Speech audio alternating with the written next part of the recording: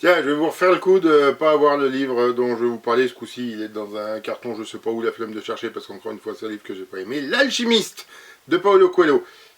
J'aimerais qu'on m'explique pourquoi ce livre a une telle aura internationale.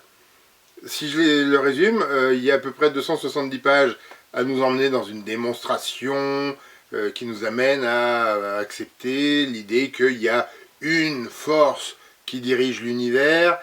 Et posez vos sabres laser tout de suite, cette force, c'est l'amour.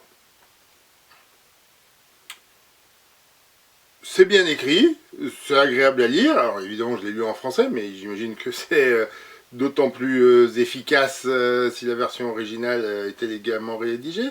Et le problème, c'est que dans les 30-40 pages restantes, il nous dit, bon bah vous avez vu, comme ma démonstration était rondement bien menée, hein, vous vous êtes laissé emporter, vous avez accepté d'adhérer à ma vision, qui a une force absolue qui dirige l'univers tout entier et que c'est l'amour, et ben, imaginez maintenant que je recommence exactement la même démonstration, tout pareil, et ben en fait le résultat, c'est que cette force, en fait, c'est Dieu.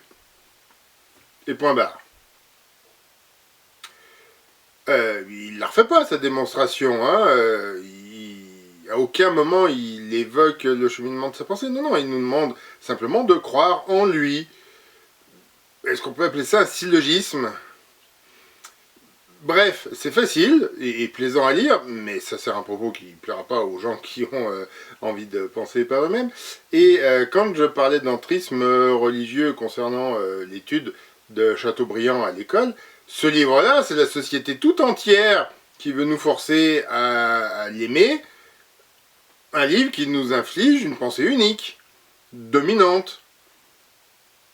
Bref, n'hésitez pas à le passer, ou à me dire ce que vous en avez pensé si vous l'avez lu, et puis à vous abonner pour découvrir d'autres critiques littéraires de très haute volée. Hein, il finira bien par y avoir à nouveau des livres bien.